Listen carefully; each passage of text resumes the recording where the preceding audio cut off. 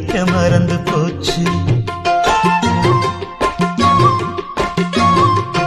குரல கேட்டதும் பூவும் பாட்ட குயிலும் மறந்து போச்சு.